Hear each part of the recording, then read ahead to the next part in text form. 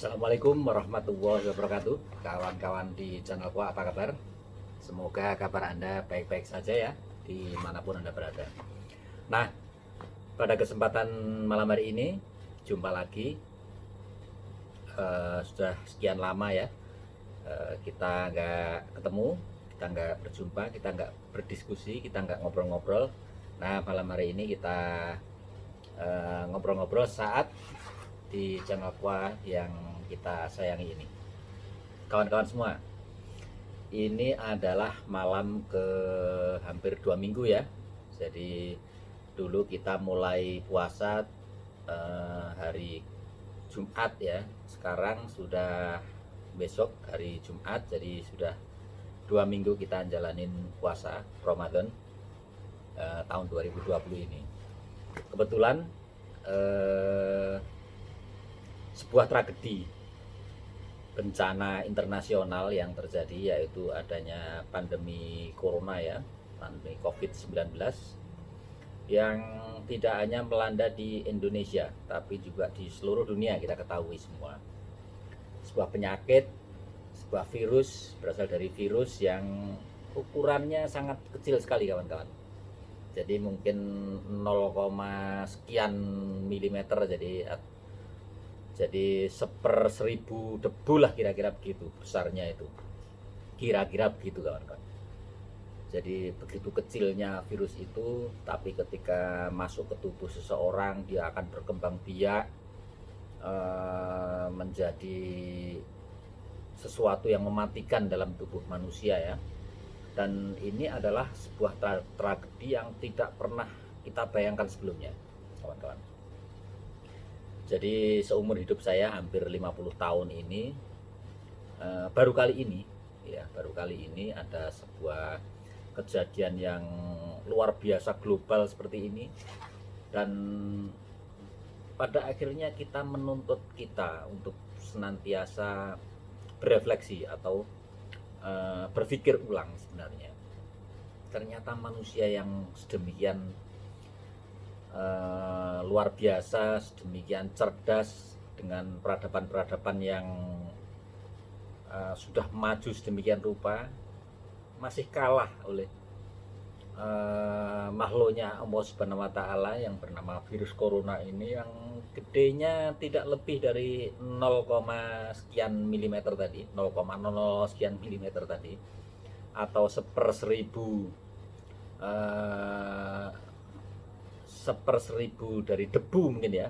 Jadi kecil sekali, nggak kelihatan, bahkan kalau di di mikroskop gitu nggak kelihatan, mungkin mikroskop elektron mungkin ya.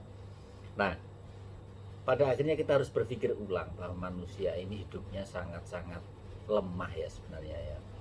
Dan kesombongan manusia dengan keangkuhan manusia itu tidak ada apa-apanya ternyata dibanding oleh sesuatu yang selama ini kita remehkan. Dan kita tidak menganggap bahwa itu semua bisa membunuh manusia, ternyata sekarang bisa. Apa yang bisa kita pikirkan ulang? Yang pertama, bahwa manusia jangan sombong ya. Kita tidak berhak yang namanya ini menyombongkan diri di dunia ini. Kita tidak berhak mengadili sesuatu, dan pada akhirnya kita harus pasrah kepada kehendak Allah Subhanahu wa Ta'ala. Kita harus pasrah, kita harus kembali menata ulang hidup kita masing-masing, bahwa ya seperti inilah, hidup adalah sesuatu yang lemah ternyata, sesuatu yang barangkali kita perlu berhati-hati. Dalam bahasa agama mungkin waroi ya, jadi berhati-hati terhadap segala sesuatu. Disinilah manusia harus berefleksi bahwa manusia itu lemah. Tapi di sela-sela kelemahan itu, di sela-sela kepasrahan manusia pada takdir dan nasibnya ya, kita ingat bahwa kita tidak boleh yang namanya pesimis. Kita tidak boleh yang namanya pasrah, menyerah, kalah. Karena apa? Kita harus senantiasa berpikir positif. Berpikir positif artinya apa? bahwa hidup adalah milik Allah Subhanahu wa taala. Nyawa milik Allah Subhanahu wa taala. Apapun di dunia ini hakikatnya adalah milik dari Allah Subhanahu wa taala. Oleh sebab itu, senantiasa kita perlu berpikir karena kita punya otak, punya pikiran. Senantiasa kita merasa harus merasa feeling good ya, merasa berperasaan baik, dengan senantiasa pasrah pada Allah, beribadah dengan baik, dan juga tidak boleh yang namanya kita bersama-sama begitu mensugestikan bahwa karena apa kawan-kawan, sugesti itu adalah doa ya. Itu harus kita yakini bahwa ketika seseorang itu menyampaikan, mengucapkan, berkata-kata, ini kan ibaratnya kita ini adalah menggambar sesuatu yang belum terjadi. Jadi kita ngomong suatu, hidup kita senantiasa harus bahagia, hidup kita harus senantiasa harus maju, hidup kita senantiasa harus tawadu, ojo dumeh kalau orang Jawa mengatakan seperti itu. Nah, dengan mengatakan seperti itu artinya sebenarnya kita ini sebenarnya membentuk sesuatu ya, dari niat awalnya kita, ordo agendi, awal niat kita ini apa, setelah itu diucapkan dengan kata-kata dan itu disugestikan, dan itu akhirnya membentuk satu bingkai doa yang kalau itu disampaikan secara terus menerus itu akan terjadi atau mengada, kalau dalam bahasa filsafatnya begitu ya kira-kira kawan-kawan.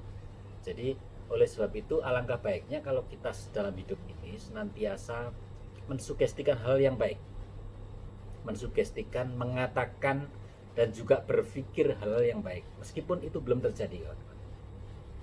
Di dalam bahasa neurolinguistik pemrograman bahasa otak, bahwa kita perlu senantiasa berpikir positif, mengatakan sesuatu yang positif, karena memang kata-kata itu adalah doa.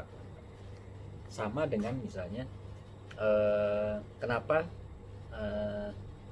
kita perlu menamakan misalnya anak kita atau cucu kita atau orang lain ya misalnya ya gitu, dengan kata-kata yang baik.